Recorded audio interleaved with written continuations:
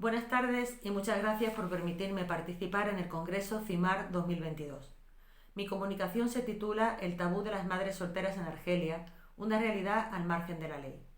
El Código de la Familia argelino, inspirado en el derecho islámico clásico, no hace ninguna referencia a la filiación extramatrimonial. Ni las madres solteras ni sus hijos están amparados por el ordenamiento. El sistema de valores y creencias imperante en la sociedad argelina invisibiliza a estas mujeres por considerarlas transgresoras del orden establecido al haber atentado directamente contra el modelo tradicional de familia que únicamente reconoce la filiación matrimonial sin tener en cuenta ni siquiera los factores de diversa índole que hayan podido derivar en un embarazo generalmente no deseado. Ante esta situación, muchas mujeres que se debaten entre sentimientos de culpabilidad y de vergüenza se ven obligadas a abandonar a sus hijos, y las que deciden seguir adelante con su maternidad se enfrentan a múltiples trabas legales y sociales sin contar con ningún tipo de cobertura institucional específica ni con el apoyo de sus familias. Estas madres solteras que asumen la crianza en solitario de sus hijos son vistas como una amenaza que pone en cuestión los fundamentos de la institución familiar sobre la que reposa todo el sistema normativo que solo reconoce como familias monoparentales las resultantes del divorcio y de la viudez. El rechazo a las madres se extiende a sus hijos que se ven confrontados a la marginación y a la estigmatización social y económica. El sistema patriarcal argelino los considera hijos ilegítimos y solo pueden ser vinculados a la filiación matrilineal.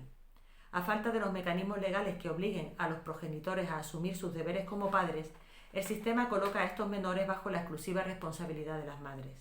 La indefinición del estatus de estos niños considerados hijos del pecado dificulta su inserción en la sociedad, comprometiendo su futuro y su estabilidad emocional. Sin embargo, pese al silencio de las instituciones, los datos demuestran la existencia de un problema real, como pone de manifiesto el hecho de que el número de nacimientos procedentes de madres solteras no ha cesado de aumentar en los últimos años. La presente comunicación aborda la cuestión desde dos ejes fundamentales. En primer lugar, se expone la situación en la que se encuentran las madres solteras y sus hijos en Argelia. Con este objetivo, se recurre a fuentes secundarias como testimonios e informes de organizaciones y asociaciones sensibilizadas con la cuestión. En segundo lugar, se analiza la legislación argelina para determinar el estatus legal de los concernidos. ¿A qué dilemas se enfrentan las madres solteras en Argelia? Resulta difícil conocer la cifra real de madres solteras existente en este país, sobre todo debido al número de nacimientos no declarados que se producen fuera de los hospitales y por la divergencia de datos en función de las fuentes, que oscilan entre unos 5.000 y 7.000 nacimientos al año, cifras que podrían aún estar lejos de la realidad. En algunos casos, el embarazo es fruto de una relación sentimental que suele concluir cuando el progenitor tiene noticia del mismo y elude asumir cualquier responsabilidad. En otras ocasiones, la situación es más dura, ya que el embarazo puede proceder de relaciones incestuosas o ser consecuencia de una violación. Y ni siquiera en estos casos el ordenamiento cuenta con mecanismos de apoyo a la víctima. Por todo ello, desde el momento en que la mujer toma conciencia de su situación, las opciones que se le plantean no son muy alentadoras. La opción del aborto resulta complicada. En Argelia no existe la interrupción voluntaria del embarazo y el aborto está muy restringido. De manera general está considerado un delito y el ordenamiento solo lo permite en caso de riesgo extremo para la vida de la madre o cuando sea necesario para preservar su equilibrio psicológico y mental si se ven gravemente amenazados por el embarazo. En estos casos, el aborto solo puede llevarse a cabo en un hospital público y con la pertinente autorización administrativa. Más allá de estos supuestos, el aborto no está permitido por la ley, por lo que las mujeres que no deseen proseguir con el embarazo y que no tengan los medios económicos suficientes para desplazarse a Túnez o algún país europeo, solo les queda recurrir al aborto clandestino, con el consiguiente riesgo para su vida y su salud y con el peligro de ser perseguidas penalmente. A pesar de ello y del tabú que rodea la cuestión, existen datos que avalan la realización de numerosos abortos clandestinos en Argelia. Otra de las opciones que se plantean las mujeres solteras ante un embarazo es el abandono de menores. En Argelia la maternidad soltera no está penalizada y por lo tanto las madres no son llevadas ante los tribunales bajo la acusación de haber mantenido relaciones sexuales sin estar casadas, como sí puede suceder en otros países como Marruecos. Sin embargo, los prejuicios sociales y la moral conservadora imperante pueden llevar a las madres a querer ocultar su embarazo y recurrir al posterior abandono del bebé. A pesar de que el abandono de menores está considerado un delito con la agravante de parentesco, cada año un número elevado de bebés son abandonados en Argelia.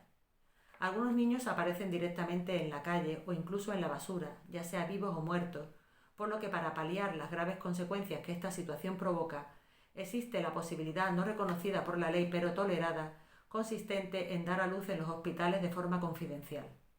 Se trata del parto bajo X, que está considerado una práctica habitual que en ocasiones genera un tráfico de bebés en las propias maternidades, donde la mujer que se va a hacer cargo del niño finge su propio parto con la connivencia en ocasiones del personal sanitario, conducta que junto a la venta o al tráfico de niños están tipificadas como delitos en el Código Penal argelino. Por otra parte, la Ley relativa a la salud de 2018 garantiza la asistencia médico-social necesaria para prevenir el abandono de menores y existen centros públicos de acogida temporal, como Diar Rahma para niñas y mujeres en situación de riesgo, que acogen a las madres solteras a partir del 4º mes del embarazo. En estos centros se les dispensa la asistencia necesaria y se les concede un plazo de reflexión para que decidan si quieren entregar a sus bebés o seguir con ellos. En cuanto a los bebés abandonados, los centros públicos que se hacen cargo de ellos han surgido gracias a la iniciativa de una asociación pionera, la Asociación Argelina Infancia y Familia de Acogida Benéfica, fundada en 1985 para suplir las carencias de los poderes públicos y que supuso un cambio radical en la manera de afrontar el problema de los niños abandonados. Esta asociación es la artífice del cambio legislativo que llevó a la promulgación de una circular en 1987 que ordenaba a los oficiales del registro civil que atribuyeran tanto a los niños como a las niñas abandonadas un segundo nombre masculino con función de apellido. La misma asociación también consiguió que en 1992 se promulgara un decreto que permitía que los menores en acogimiento o kafala pudieran adoptar el apellido de su guardador legal. Sin embargo, pese a estos avances, el futuro de los niños abandonados resulta bastante incierto.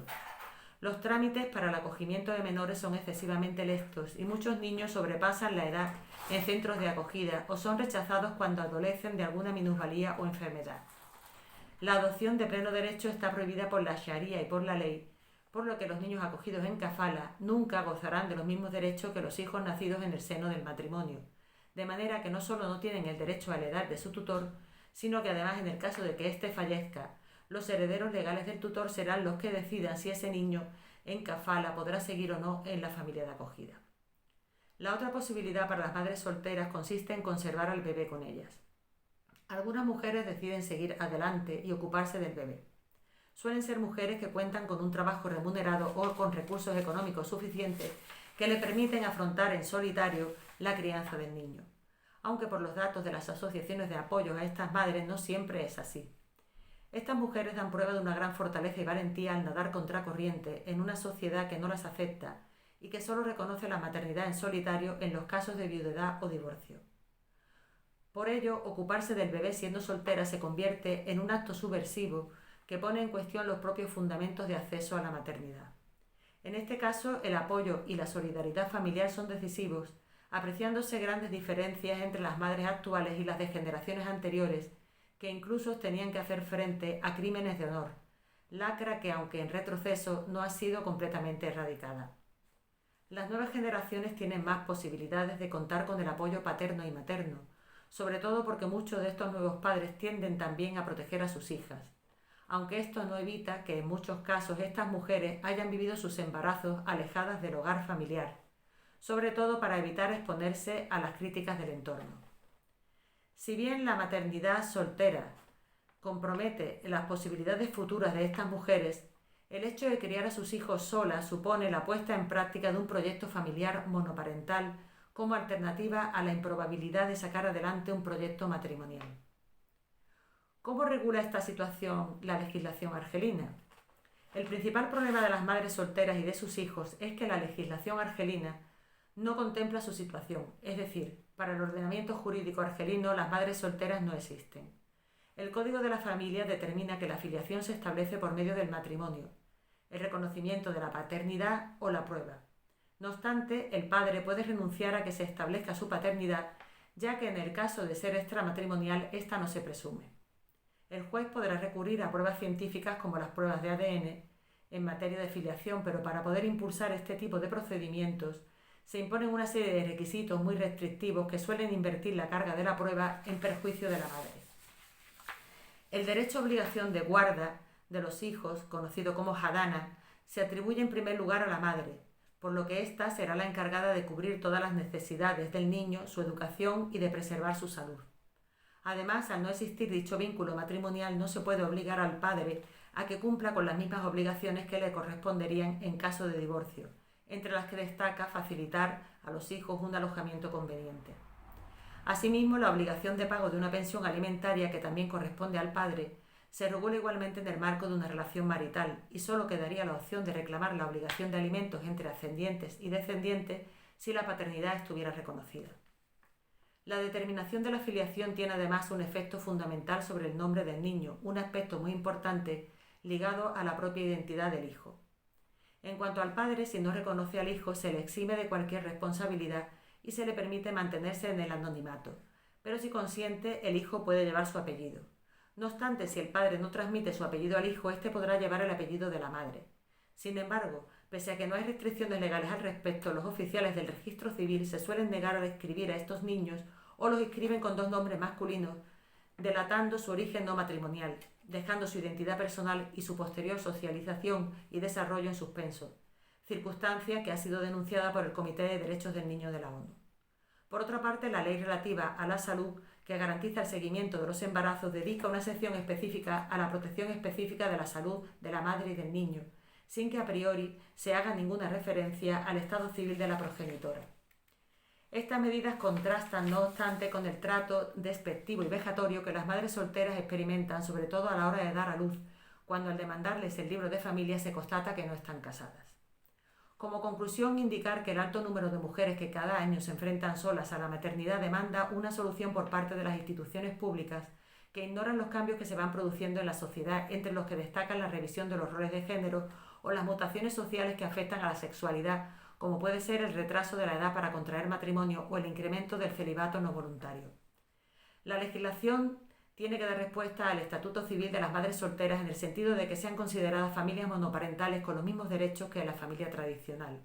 En este sentido, resulta imprescindible regular la paternidad, de modo que sea posible exigir al padre que cumpla con sus responsabilidades como progenitor con respecto a todos sus hijos por igual, con independencia del vínculo que mantengan con la madre. Asimismo, sigue estando pendiente el establecimiento de la igualdad real entre todos los hijos, con independencia del estado civil de los progenitores, acabando con la discriminación entre hijos legítimos y los que por oposición no lo son, y también terminando con los problemas que genera la kafala al no ser equiparada a una adopción de pleno derecho. Por otro lado, es necesario acabar con la inadecuación entre el comportamiento de ciertos actores sociales y las prescripciones legales, como sucede con la discriminación que sufren algunas madres solteras por parte del personal sanitario o a la hora de inscribir al niño entre los funcionarios del registro civil. En la maternidad confluyen, de una parte, el deseo personal de ser madre y de otra su dimensión social y pública reflejada en las leyes. Las voces que demandan una solución al problema de las madres solteras argelinas parten de la consideración de víctimas de las mismas, ya que la mera posibilidad de que una mujer haya decidido voluntariamente o no emprender el camino de una maternidad en soltería, sin necesidad de pasar por el trámite matrimonial, está aún muy lejos de ser aceptada por la sociedad argelina. La decisión de asumir una maternidad en solitario supone también un proyecto personal de vida, la búsqueda de un estatus social de madre que, más allá de un estado civil, está considerado como un elemento estructural de la propia identidad femenina. Muchas gracias por su atención.